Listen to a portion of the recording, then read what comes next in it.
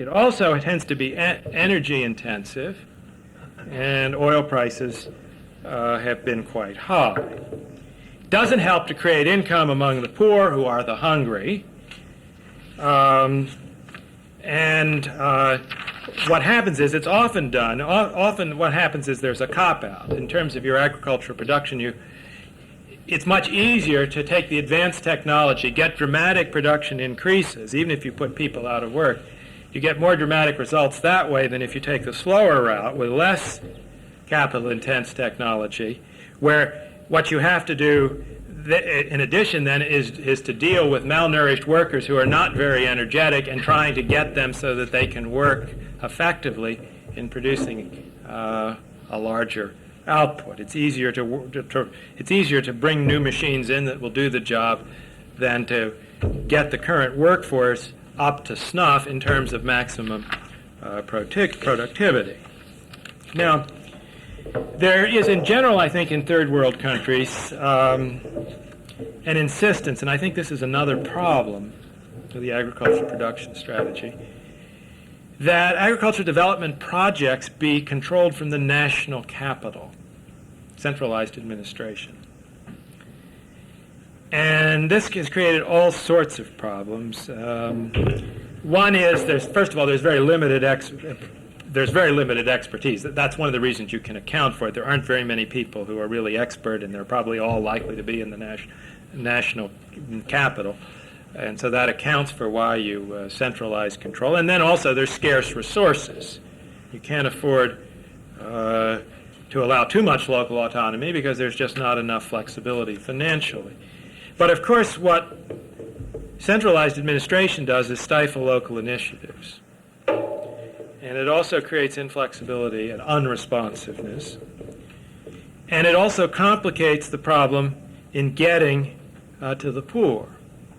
There's a strong link between local elites and the central bureaucracy. There are usually very weak links between the rural poor and the central bureaucracy. Your hunger problem is with the rural poor. And it's not clear that central bureaucracies are often able to reach the rural poor. Now, there's also been a major problem with discrimination against women, who, of course, provide 50% of the farm labor in terms of planting, cultivation, harvesting, and processing. Agricultural extension agents have generally ignored women. Women are discriminated against in landholding. And indeed, their situation reflects their lack of political power. And then finally, sort of the last reason there have been some problems with the agriculture production strategy is there's been really an inability to learn from the experience of the past. Very few governments, and it's not just true for developing countries, but very few governments have the courage to look at past mistakes. And then even fewer are willing to share their experiences with other countries. And international organizations are reluctant to criticize countries because of fears of offending the government. And some of the evaluations which have taken place are sheer whitewashes to justify the continuation of certain projects. And so that there are lessons that could have been learned in specific countries that have not been learned, and sometimes the same mistakes have been made over and over again in different contexts. Now, I've been talking up until now about deficiencies in the agricultural production strategy caused primarily by political and bureaucratic factors in the less developed countries. But the interesting thing is, of course, that the developed countries, for their own political and bureaucratic reasons, have, of course, tended to reinforce these deficiencies when they could have been a factor in eliminating them. Equally important, they've been reluctant to provide the necessary funding. The fact that foreign aid is just not going up, staying just about constant. The World Bank, of course, has done much better, but unless you get the funding, it would have been hard to really expect a great deal more in terms of production increases. Now, moving from food production to the problem of consumption, how to get food to the rural poor, which is, of course, where your hunger problem really is. I think it's pretty well established that even if more effective agricultural production programs do a better job of reaching the small farmer, and that there is vastly increased production, that many will still be malnourished because of their poverty. Back to this question, okay, you've got to increase agricultural production, but that's not going to be enough, and you have to work with the rural farmers, but that's still not going to be enough. What you really got to do is get behind all of that, and you've got to get to rural poverty. Now, rural interests, as we've mentioned, are not very important nationally, and the rural poor, rurally even, are not very important, so that the rural poor politically are really out of it in most third world countries, and that's a very serious problem in terms of getting those countries to do anything for them. Okay, what do we mean by rural poverty? That's an important question. The way the World Bank describes rural poverty is that it's a condition of life so characterized by malnutrition, illiteracy, and disease as to be beneath any reasonable definition of human decency. In its 1980 World Development Report, the World Bank gives us some sense of the plight of the rural poor. Poor people are often the most difficult to reach. Many live at the edge of villages, far from main roads. They are illiterate and know little about events beyond their neighborhood. They rarely go to public meetings and travel little except in search of work. They're refugees and squatters. They may even try to hide, to be invisible to the official eye. Out of sight, they hope to be out of mind. This is a group we've really got to deal with. It is not an easy group to deal with. This group itself is outside the political process and cannot do very much to help itself in most third world countries.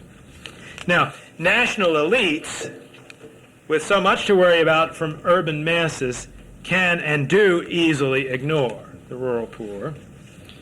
Rural elites are afraid of the rural poor, and they don't want to do anything to disturb the status quo. And their bureaucrats just don't communicate. So there's your problem. What progress has been made in terms of dealing with rural poverty and malnutrition? Well, there's been some limited progress from certain kinds of programs. First sorts of programs have been to try to get income to the rural poor in terms usually of food subsidies, food for work, third world equivalents of food stamp programs. They've been very effective in limiting malnutrition in such places as Kerala in India, in Sri Lanka, in Egypt, and in Korea. Their disadvantage is that they're very expensive. There's a calculation that something like 20% of the budget in Egypt goes to food subsidies, and that for a while 19% in Korea. And of course the cost of these food subsidy programs can hinder other development programs. These food subsidies, of course, have bureaucratic problems, and sometimes they end up feeding the not so poor as well as the poor. The cost of them is normally not acceptable at home in the countries which have launched them. In Sri Lanka, the new regime has ended them, given the other priorities that leaders in these countries have. And food subsidies are not particularly popular. In fact, they're quite unpopular in terms of foreign aid programs. It's hard to give aid which will be used. It's hard to get it through Congress, foreign aid through Congress, which will be used in terms of food subsidies to people in third world countries. Second effort, which has been tried with some success, is to sort of beef up not industries in central cities, but peripheral industries, cottage industries, areas where the rural poor are likely to work. Hired workers, some of them artisans, vendors, some manufacturing and processing, usually labor intensive. Quite frankly, we make this quite difficult with all our import restrictions. Even if they can produce things, it's very hard to export them to the developed nations. There have been some indirect transfers. Progress has been made. Healthcare programs, education programs, nutrition programs, things that help these people to help themselves. There's been a problem with some of these in the past because the elites have tended to dominate them as well. The elites are there. The programs that get developed there tend to come under the control not of the poor. And I think this would be true everywhere in the world, but of the people who have usually a higher status.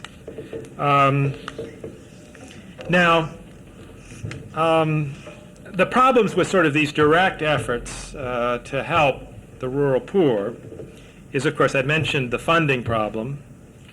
There has also been a problem when you're talking about nutrition programs and healthcare problems. You run into bureaucracy problems again. In many instances, in countries that don't have very sophisticated bureaucracies, don't have the qualified personnel yet that can administer the programs. There are serious problems with coordination. There's a major problem in the international community itself is chaotic. Responsibilities are divided between the World Health Organization, UNICEF, Food and Agriculture Organization on nutrition, for instance. And so it's not always quite clear who's working together and whether everybody's working for the same purposes or working at cross purposes. Often these local programs have not had enough local involvement. The people themselves in the area have not been gotten involved. It's sometimes a hard thing to generate, but their long-term success, of course, demands and depends on local involvement. Now, to speak more specifically about nutrition, there are a number of things which have been tried. All of them together are no substitute for raising income, but of course they can be helpful in addition to raising income. Okay, education, specifically of women, has been tried and with success on such things as the use of food, on the importance of breastfeeding, for instance, things which have very high payoffs. Money can be spent for such things as food fortification. You can provide certain nutrients and things, iodine and salt, sugar, flour, for instance, taking care of some nutritional deficiencies at low cost. It doesn't anywhere deal with the whole problem, but it will deal with part of the problem. And then, of course, very most effective use, I think, that can be made of funds is, of course, supplemental diets for pregnant women, nursing mothers, and young children, which is where the malnutrition problem is really concentrated. Okay. Now, what needs to be done in the future? I think that there needs to be more emphasis, of course, on an improved agricultural development strategy, which is more labor-intensive, more small projects, more land reform, has to take into account availability of inputs better. It has to provide better incentives. And there have to be more programs to transfer income to the poor. There have to be more jobs for the poor. There have to be more effective integrated health care, nutrition, and education programs. Now, of course, all of these things together will also, besides dealing with the food problem, help to reduce fertility and help to improve, as well as improve productivity. And of course, what this means is an increased commitment to official development assistance or foreign aid, which is still running less than $30 billion. It probably should be doubled. And even if it's doubled, it'll still be less than 1/10 of what the world spends on weapons. So that we could still do the things that need to be done and still spend a lot less in terms of development than we'd be spending on defense. In terms of what the United States should do, the U.S. has, it seems to me, some very clear national interests in a larger and more effective agricultural production strategy. It seems to me that even though we currently have a surplus in this country, at least in some respects, that we still have a long-term interest in seeing food production increase in third world countries. Even though it looks like we can now, down the road 10, 20 years, we will not be able, and I don't think there's any question about it, to keep up with the food demands of the third world countries given their populations and with population increases as they appear at this stage of the game. I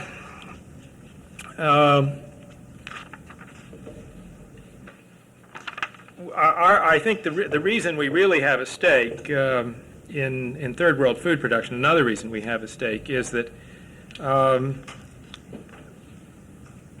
that will help buffer out food prices. If third world agricultural production increases, we are less likely to see inflated and rapidly fluctuating food prices.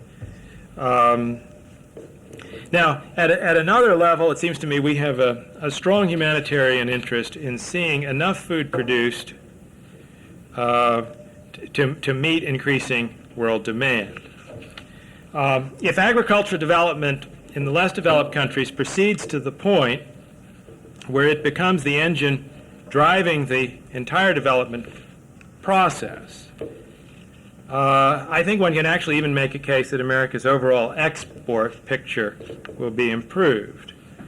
If these countries develop, they're going to have more money. They'll actually be able then to buy more goods from the United States than they do now.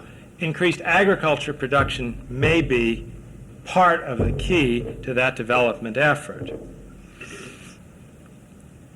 A better agriculture production strategy, more labor intensive, more emphasis on smaller farms, may in fact hinder the migration to the cities, may help deal with the population problem, and may even help reduce violence in these countries, or at least keep the violence from increasing.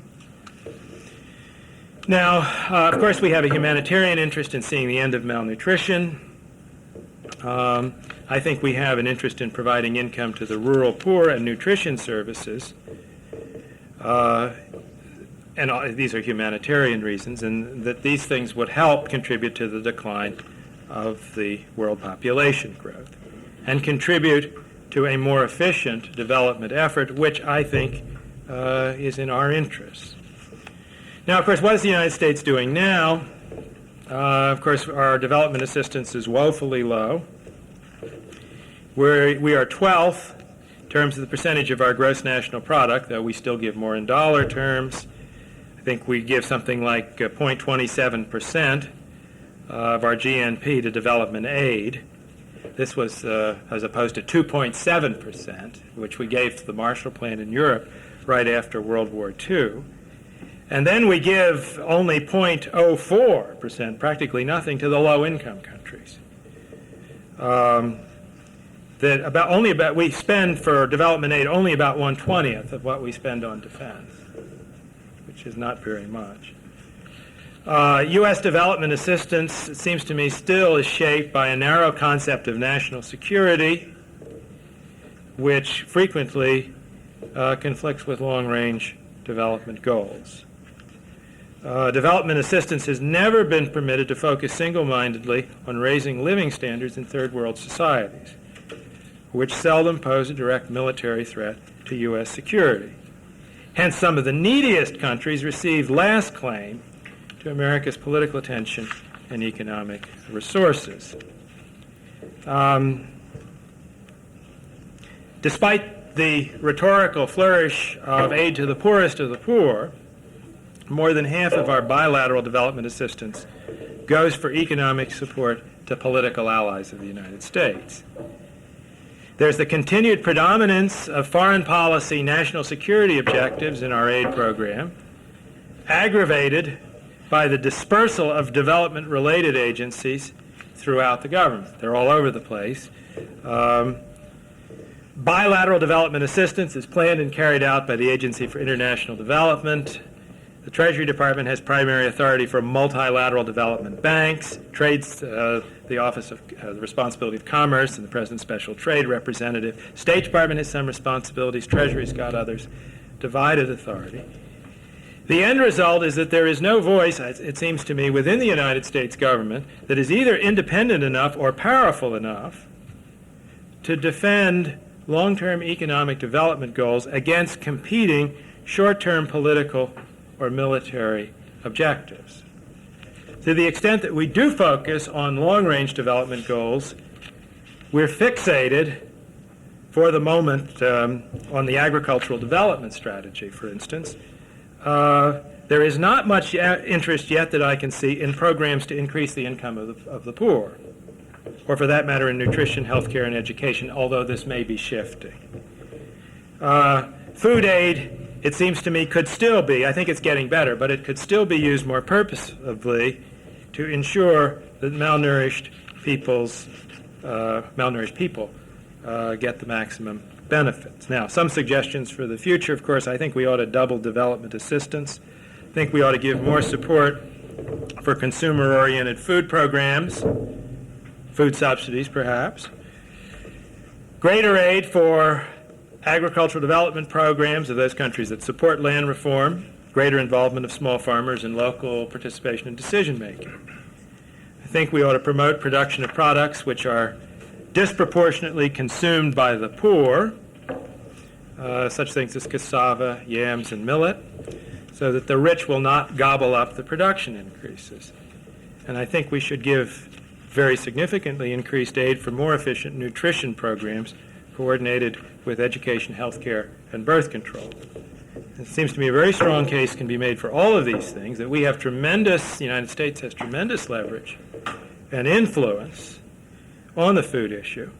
And it seems to me it would be very nice if we would use this in a positive way.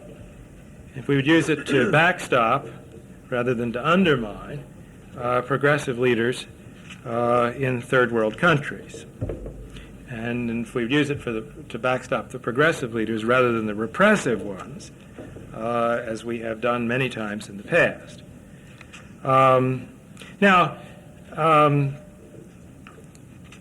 I think many people this agreement is coming as to what we should do. The real problem is how to get the funding.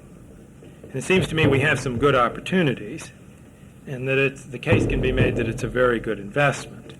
And that's the kind of case that I think that needs to be made much more effectively in Congress. Now, just finally, just a very brief note about the political problems in Washington in terms of food and in terms of foreign policy. It seems to me that there are really four important constituencies. There is, first of all, a foreign policy constituency represented by the Department of State. And that State Department is usually thinking of food as a weapon of diplomacy, or a tool of diplomacy, usually used to keep the communists out of something, or someplace, or somewhere, or used to prop up friendly leaders. Okay. There's an agriculture constituency best represented by the Department of Agriculture, who's mainly trying to support U.S. farmers, generally support higher commodity prices, generally support food sales. There's a domestic economic constituency, I guess represented by the Council of Economic Advisors and the Treasury Department, maybe the Office of Management and Budget, which is concerned with price stability, bringing down inflation, and of course concerned with unemployment. And then the fourth constituency is the international development constituency, which is best represented by the Agency for International Development. Now, what we've seen in the last 15 years or so is that from moment to moment, there's shifting power between these constituencies. But unfortunately, the other three, all except the international development constituency, have very strong domestic power bases, and that as a result, when international development comes in conflict with any of the other constituencies, since it doesn't have a very strong power base, it always loses. The one exception was in 1975, when a graphic pictorial reports of starvation in the Sahel galvanized a hunger lobby in Congress, and for that matter in the public, to force an increase in the food available for disaster relief. Now, I guess I would argue that the malnutrition problem together, the overall malnutrition problem in the world today, is probably more serious than the problem of the Sahel famine was. It's less visible, but I think it's more serious because there's more people involved.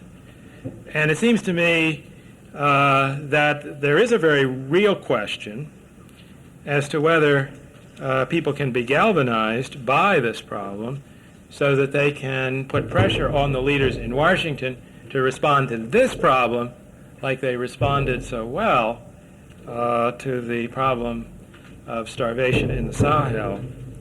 And it seems to me this is the real challenge, and this is where we ought to devote our efforts in simply, we know what to do, we know how to get good results, it's a good investment of money, simply getting the message to people in Washington that this is what the people in the United States want to do. Thank you very much.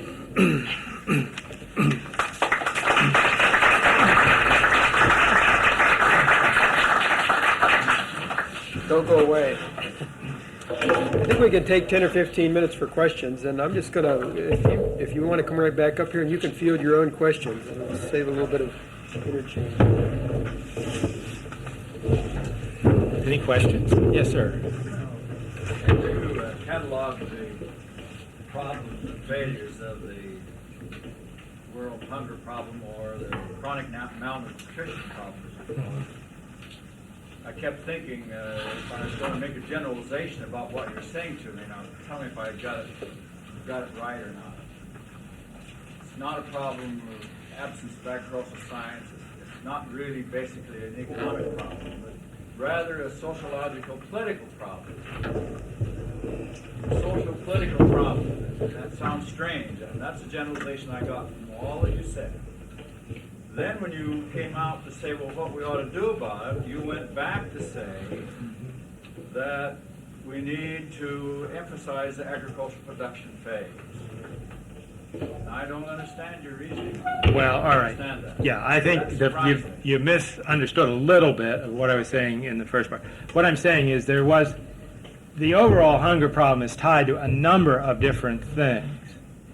It is not exclusively tied to agricultural production as it was once thought. Agricultural production is necessary but not sufficient. It has not been, particularly in Africa, as successful as it ought to have been, and we still need to do more there.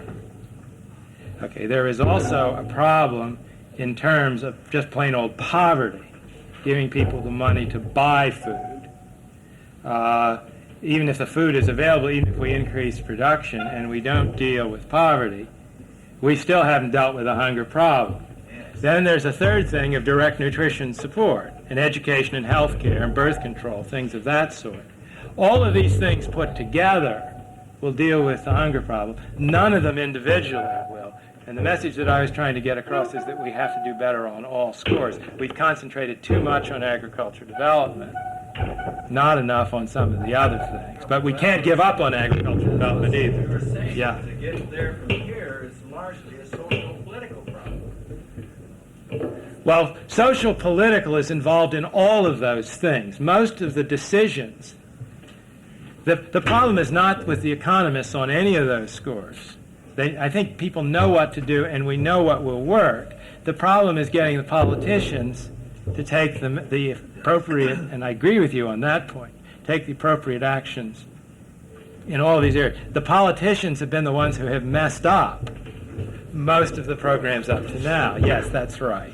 And it's not only been people in the third world. We haven't always contributed in a positive way either. So yes, it is a socio-political problem, but it's not a one-dimension socio-political problem.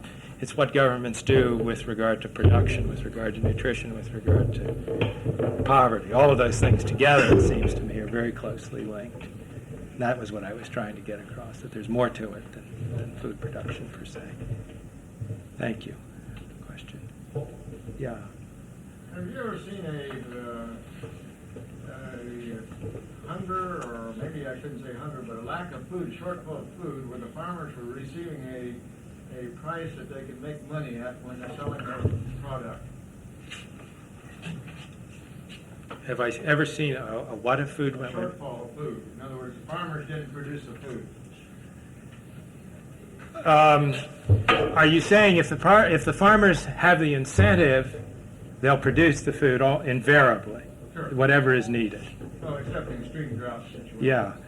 The problem in many third world countries, we really don't know. That's not tested because farmers don't usually have a price which creates a positive incentive. We do know that where there is a positive incentive, that food production does go up rather dramatically in third world countries. No question about it. Whether it'll do enough, what the limits are, I don't really know. We know that incentives work, which I think was the thrust of your point. Sure. In other words, generally farmers will produce food when they're losing money. And if they ever made any money at it, They'll produce a lot they more. produce all you need. Sure. I don't know whether they will produce all you need, but they certainly will produce a lot more. I There's no just come back question. from China, and there they are having a very good exercise. In fact, that if the farmers can make money, they will have overproduction. Yeah. They got overproduction in practically everything now in the crops and pigs. They've got a fork running out of their ears. Well, China's provided a lot of incentives, and I think with some considerable success. That's interesting to hear. Yes, sir. I can't cite any examples right at the moment, but there are some examples in Africa where the demand for the crop has come from outside of the society. So there's been the incentive to produce, and black bean is a good example of this. There are places in Africa where farmers are producing plenty of black beans, but the culture is such that the people won't eat black beans, and so they ship the black beans to Europe, and the people will go without protein source. So it depends somewhat on where the demand is coming from. What's black beans? Black beans. Oh, black beans. Yeah, and there are other problems in Africa too. There's a great deal of governments rigging prices and grain going across borders that's not kept track of. And even though an area produces enough for itself because the price is higher someplace else, the grain ends up in another country where it's really not needed and isn't where it really is needed. And it's very hard for governments really to keep much control of. Yeah. Yes, sir. We need to get more sociologists and agriculturalists in the 81st Airborne. And when we send these training cadres to these poor countries, then we can help the people. I think you need to get more agriculturalists into politics. In third world countries, for sure, yeah. Besides suggesting food goods that are more used by the poor class of people, what other ways do you have to redistribute to solve the redistribution problem that you mentioned earlier? Well, I was thinking in terms of subsidies, food subsidies, which in a way is redistributing income to the poor. Food stamp programs or food subsidy programs, in effect, is making food available to them at lower prices, which is transferring wealth to them. That's what I was thinking of primarily. But there are a number of ways of having food subsidies. Food stamps would be one, but those I consider as transferring the wealth. Land reform will help. Those were the two that I had in mind most specifically. I mean, you'll never transfer all of it. You'll never create total equality. And I think the key thing is to get these people out of the dire poverty they're in so that they at least can get an adequate diet so they can get their physical strength up so that they can work for themselves and can really effectively join the societies of these countries. Yes, sir. I think you alluded briefly to the competition between production of food crops and production of other non-food crops for export. Why do you want to flesh out a little bit more, maybe especially with regard to political consequences? Well, the one thing that becomes clear is it varies very much from country to country, and so you can't really make any generalizations. And for some countries, it probably makes no sense. It makes sense to grow export crops because they can probably buy more food. The only question then is, will they use the money that they earn from the export crops to buy food? And that depends, it seems to me, then on who's controlling the production of the export crops. And in some instances, the people who are controlling the production of export crops then take the money that they earn isn't used to buy food, but is used to enhance their own wealth. And in that case, you've got a pretty serious problem. I think there's a strong argument for a certain amount of self-sufficiency, not total self-sufficiency, simply because it creates a certain amount of independence for you, and it gives you a certain flexibility in terms of your other policy decisions. If you're not relying on somebody else's food imports that could suddenly be cut off in terms of food security, a major world food crisis, for instance, where if you're growing a good part of your own food, then you don't have to worry about being cut off, and it does give you a certain amount of flexibility. I'm not saying total self-sufficiency, but I think an argument can be made, just as the Europeans have made it, maybe not as strongly as the Europeans have made it, that it's dangerous to be in a situation where all of your food is coming in from the outside, and that it's worth paying a price for a certain amount of food self-sufficiency. I think part of the key there is recognizing that it's not just a country that produces export crops and sells them. It's individuals who are producing the crops, and those individuals typically are not the same people who are the hungry. And you have to. What it is, you can't look at it as a simple problem. You have to look at the specific situations in each country. Who's producing them? Who's getting the income? How is that income being used? And then what could be grown there in food crops too? That's a factor as well. And for some countries, you could argue there should be much more domestic food grown and cut back on export crops. Conceivably, in other countries, it would be a different story. Yeah, sir. You have alluded to the fact that sometimes the type of assistance which is given to these countries is not the right type in terms of technology like tractors and stuff like that. Now, I want you to comment also on another type of assistance, that's the personnel. Sometimes my impression is we have an exodus of people from developed countries swarming into the third world, not necessarily for the serious work to be done there, but just as a record of having been there. And sometimes this has also contributed towards the confusion, because, as you said, just because something works in Iowa, it's not necessarily true that it's going to work somewhere on the equator in Africa.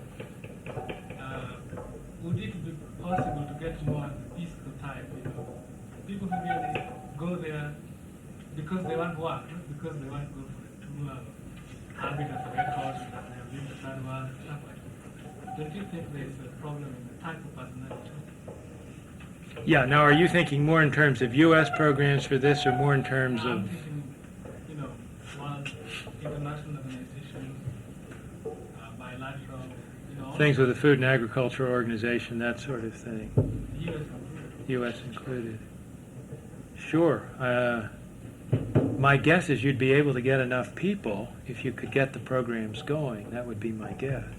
The question is funding the programs, I would think, would be your main obstacle, and who would pay for it. But that's just a guess. Yes, sir. Sir, I see two problems why there is hunger in the third world countries. Yeah. One is traditional politics, the way they have been there for a long time by the colonial powers, which is what you have now. You have people, uneducated people, congregated in several spots in the cities, and the land outside is owned by the few people. The other problem I see very strongly is this country here is contributing to that corruption by helping the powerful people out there, the few who have the ability to send their kids over here to get education, go back out there, South America, and say Iran, that was Philippines, the United States does not use the power to say, look, you have a problem with it, obviously, you must educate the people, you must have this land reform. To do it very strongly, and to get the European countries together, and the United States, and so you can sit down and do those things, so nobody can cheat. The United States can cheat over that, or it is across this honesty on this human race to live in this world with all this science, with all these inventions, incredible inventions, and they tell us they can't find the problem, the solution, in some places, the cure. The United States doesn't give anybody this human work. Because they're using the Mexicans for the labor down in California and Mexico. They use the Filipinos in Saudi Arabia. They work in the tents, they work in the camps. And the white man has the best out of it. I don't think. Maybe there's a better way to put this in words. I'm not an expert in English, but there's a gross ignorance. And I see that the United States contributes to that.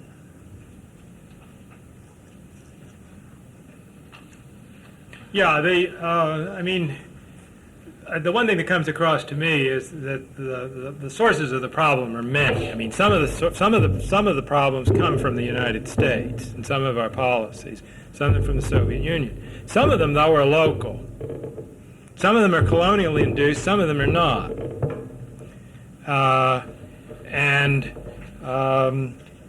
We have to work on all of them. Just to deal on any single one of them isn't going to be enough, and it's going to take cooperative effort. And unfortunately, what's been absent, it seems to me, is everybody else is saying somebody else is the main part of the problem. I'm not much at fault. And so if everybody else corrects their part of the problem, then I won't have to do anything. And I think that's all wrong. I think we have to change. Some of the third world regimes have to change. There has to be some general changes in terms of overall philosophies. I see Yeah, yeah. use the word incentive, and that you don't have incentive under socialism. I don't want to call it socialism. I don't want to call it Yeah. capitalism. Yeah. The thing is democracy. And pure democracy talks about the people. Well, China certainly has incentives, and the way I was using incentives was not in terms of any kind of particular political economic system, but something that where the farmer knows that he gets something for producing more, one form or another. That works in increasing production. Yes, sir. A developing nation, as opposed to many problems that you pointed out, which brings up options. They have to choose between their options. The United States may come to their assistance. They may come to our door asking for assistance. Sometimes the historical links, they already determine that. But do you think there's, what difference puts yourself in a situation of being a leader in a small little nation? Do you think for you and your people there's a difference between you saying, I'm going to take aid from the United States from I'm going to take aid from the Soviet Union? Do you think there's any real differences between the two? No, I would want aid from both, and I would be worried about getting dependent on both, I guess. If I need aid to develop, I need aid to develop.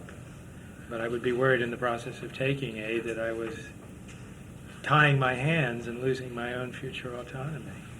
Yeah, I would be too, but some of your options seem to be encouraging assistance, increased foreign assistance, things like that. Besides the problem. But hopefully not for political reasons. I was trying to, create on sort of more the grounds of long-term enlightened self-interest or for agricultural development per se, worrying less about political regimes. Sure. And I would hope the Soviet Union would do the same thing. I would think it'd be in third world nations' interest if the U.S. did more and the Soviets did more, both. It seems that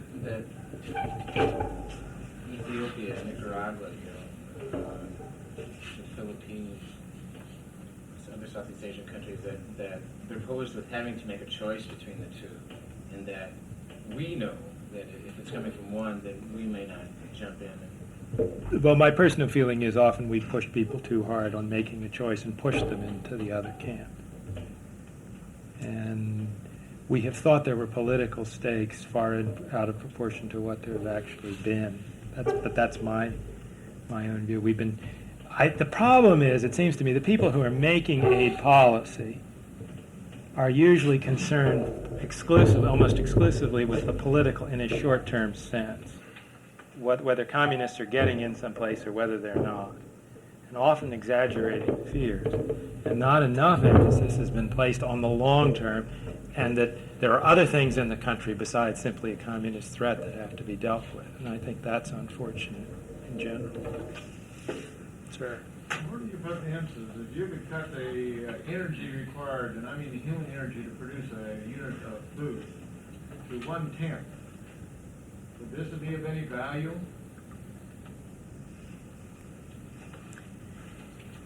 Well, the problem in the third world is jobs for people.